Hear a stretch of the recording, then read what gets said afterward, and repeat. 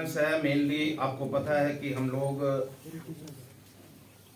जिस तरह से डांगरी में जो कुछ हुआ और वहां पर 6 हिंदुओं का मिलिटेंट्स के द्वारा कत्ल किया गया, मैंने अपनी तरफ से प्रेस नोट भेजा था एक श्रद्धांजलि का। और आज की प्रेस कॉन्फ्रेंस में मैं यही कहना चाहूंगा कि chamber of commerce and industry जो है उनके परिवार के साथ खड़ा है। हम उनकी आत्मा की शांति के लिए हमने कल चैम्बर में भी प्रोग्राम किया था और मैंने अपनी तरफ से बाजार एसोसिएशन से भी रिक्वेस्ट की थी और मेरी बात को मानते हुए सभी बाजार एसोसिएशन ने कैंडल जगा करके गायत्री मंत्र का पाठ करके उनकी आत्मा की शांति की प्रार्थना की। जो कुछ डांगरी में हुआ बड़ा अनफॉर्चुनेट है और मैं इसके पीछे ये कहते हुए मुझे बिल्कुल अफसोस नहीं होगा कि कहीं ना कहीं सिक्योरिटी लैप्स जो है वो भी रहा है इस डांगरी में।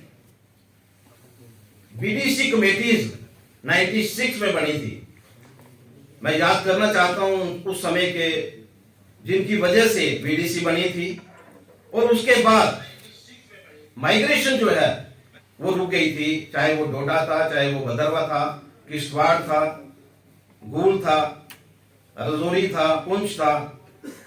उस समय जो हमारे उस समय के जो लीडर थे बड़े अग्रेसिव थे।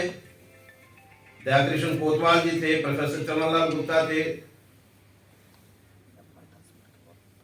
कुलदीप जी जो रजौरी से थे, लाला शिवचरण जो है, उन लोगों की वजह से बीडीसी और उस समय आईजी जो थे एसपी बैद, उनकी अगुवाई में बीडीसी कमेटियां बनी थी जिसकी वजह से लोगों ने माइग्रेशन जो है उसको एक्सेप्ट नहीं किया था।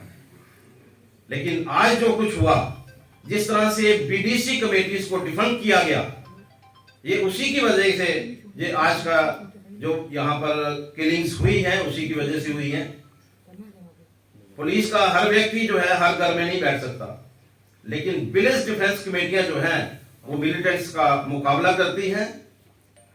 जरूरत है कि किस तरह से हम लोग जो हैं उनको रिवाइव कर सके, बीडीसी मेंबर को स्ट्रेंथन कर सके, उनको मॉडल जो इस समय जो वेपन्स हैं उनको दे करके, ताकि वो अपनी रक्षा के साथ साथ उस बॉर्डर का भी वो रक्षा कर सकते हैं।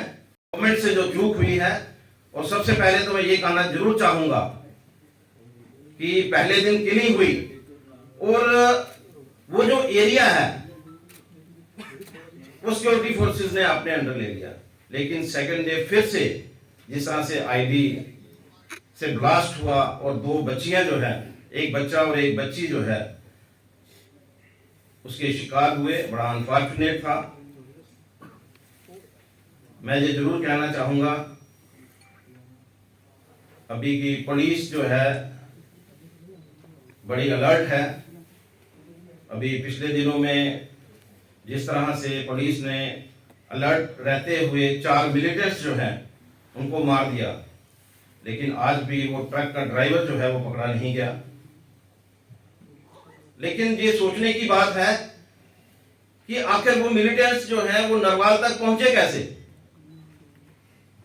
बॉर्डर से निकलते हैं तो कहीं ना कहीं सिक्योरिटी लैप्स है, उसको देखने की जरूरत है।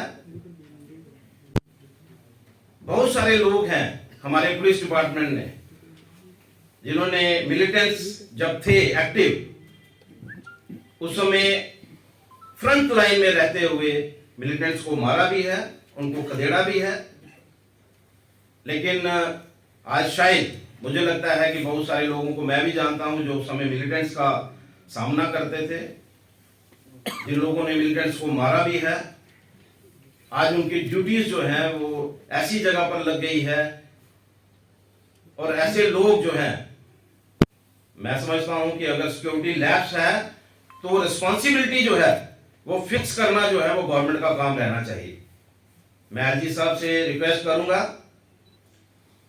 कि इस तरह की जो सिक्योरिटी लैप्स है उसको हल्के में नहीं लेना चाहिए, बल्कि उनकी रिस्पॉन्सिबिलिटी भी फिक्स करनी चाहिए।